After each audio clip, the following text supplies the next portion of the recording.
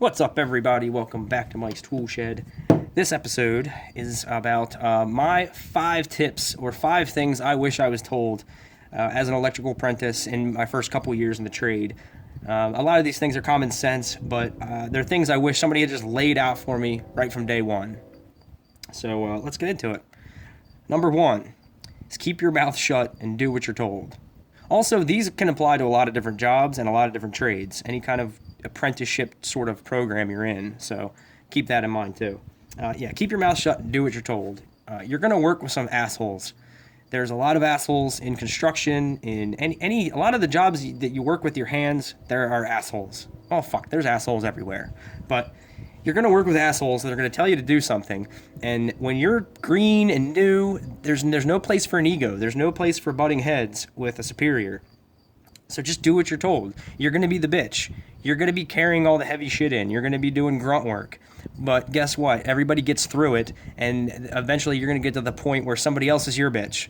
So you got to get through it. You can't have a big head about it. You can't have an ego and say, I'm not carrying that shit in there. Fuck, why do I got to do it? No. You do have to do it. You're the bitch. You're the new guy. So you just got to keep that in mind. You got to swallow your pride and just do what you're told. And don't talk back to anybody. It seems like a simple thing, but it'll go a long way. Because a lot of the assholes in the company are highly regarded in the company because they get shit done. You know, they're not the nicest person to be around, but they're yelling at people all day and they're getting more productivity out of their crew. And they're also the guys that are going to go back and talk to your boss and tell them how you've been doing. So don't make any waves. You know, if it's a serious issue where they're cussing at you all day and you're really doing your best, then maybe you want to go talk to your boss. But most of the time, keep your head down, keep your mouth shut, and do what you're told. Number 2, which goes against this a little bit, is ask a lot of questions. If you don't fully understand what you're doing, somebody explains a project that you need to do, if you don't fully understand it or fully understand every aspect of it, ask questions until you do fully understand it. Some things are going to be more complicated than others, but for the most part, you need to know every little bit of information before you go and do it successfully. Also, on top of that, you're going to be learning it the right way the first time. You might do something and not have all the information, and it slides, but actually it's wrong. And then you go on somebody else's job, and you do the same thing, and the other guy's like, what the fuck, man? Why did you do it like this? Oh, I did it like that for Kevin, and it was okay. No, you want to know what you're doing, why you're doing it, and exactly how to do it. I'd much rather have somebody ask me a shitload of annoying questions to where I think this guy's a complete idiot, but rather than have them do it right the first time. I can't tell you how many times I've told somebody to do something, and they say, yeah, I got it, and they go and do it, and it's completely wrong, like completely wrong. And then it takes even more time to go fix it. So make sure you're very clear on what you're doing. Also, with that, somebody might tell you, pull this wire from here to here, and here to here, here to here, and then pull this kind of wire down here. But they might not explain to you why you're doing it or what the methodology is.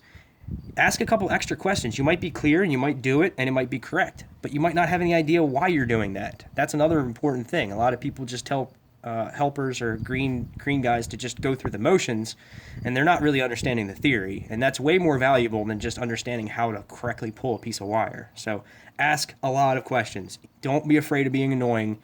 It's way more annoying to have to fix a new guy's fuck up than it is for them to ask a lot of questions. Number 3 is very electrical specific, is label. Label everything.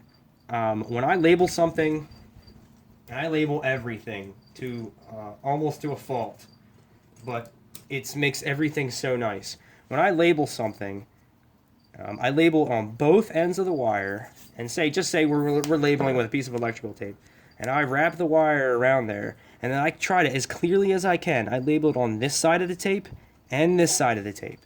Might seem a little anal. I'm kind of anal about labeling, but I can't tell you how many guys that have been in the trade for years, and they'll pull like 20 feeds at a panel and won't label anything, or they'll label it half-assed with shitty handwriting, and you can't tell. You got to come back later and you can't tell what the hell the label is, or you have things labeled three of these wires are labeled circuit 27 when one is like 21, one's a fucked up 9, and label it clearly and on both sides of the wire. Maybe not all both sides of the wire, but you get what I'm saying. Like excessively label. It takes way longer to figure out what that wire is and trace it out or continuity test it than it does to just label it clearly the first time.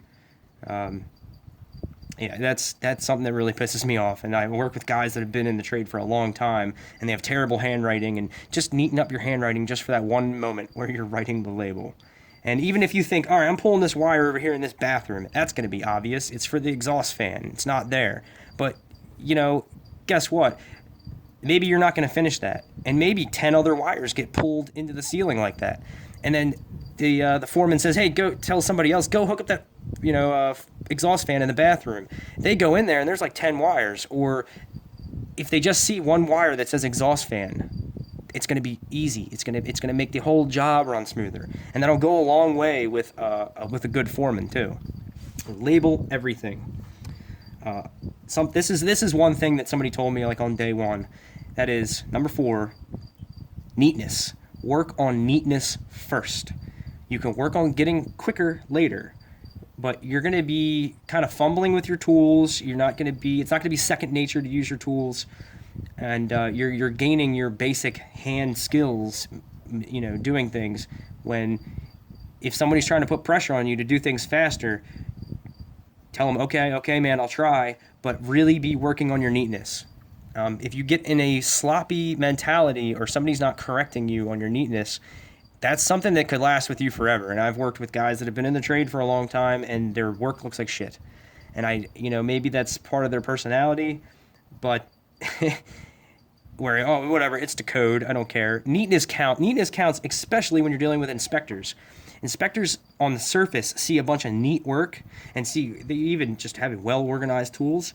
They're going to think that everything was installed at a higher level than it might actually be. They're gonna think that everything was installed by professionals. If they see a bunch of sloppy shit, then they're gonna start taking plates off and they're gonna start looking a little harder, So neatness first, and once you get the neatness down, then go for the speed. Go for doing things quicker.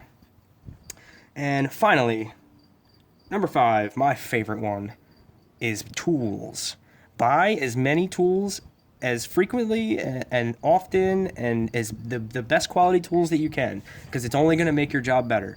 If you have kind of a piece of shit tool, like if this was my only flathead, I would be hating life right now. This is the flathead that I abuse, this Tecton right here. I have this flathead, and I have 3 other flatheads there, and I have this flathead on my 10-in-1. Having a variety of tools at your disposal is going to only make you more productive. And guess what? You're going to get things done faster. And then that's going to get back to your boss that you're actually applying yourself and you're investing in your own productivity by buying tools. My boss, well before I started this channel, my boss knew me as the tool guy. Hey, you're the tool guy. You don't have that? I'm like, no, not yet, but that might be the next one. I always have money coming out of my check for tools. Always. As soon as I pay something off and I realize there was no tool deduction, I think, all right, what could make my job a little better? Even if it's something I don't use that much. Like this thing. I use this thing maybe like once a year, where I actually have to cut out drywall or a ceiling tile for recessed light. But this was $25 or $30, but it makes me, it affords me the ability to do recess cans a lot faster in a drop ceiling, especially if I have to cut the tiles. Sometimes contractors, they cut them for you, but if I'm responsible for cutting it, this $30 tool makes me more efficient. I get the jobs done faster than the guy who doesn't have that, and they're neater. So it's all about putting out a better product, and the better product you put out and the faster you do it, the better you're going to be in your occupation, any kind of occupation. Any kind of occupation that uses tools. Buy as many tools as you can. Now, I'm not saying eat ramen noodles every night, but there's that old rule that a lot of mechanics follow. If you borrow something more than 3 times, go buy it yourself. And mechanics are a little different. You got all the toolboxes in the shop, and everybody's got a little bit of different selection, but you're going to find where your weaknesses are in your tool selection based on how often you're borrowing somebody else's. So just get the best tools that you can.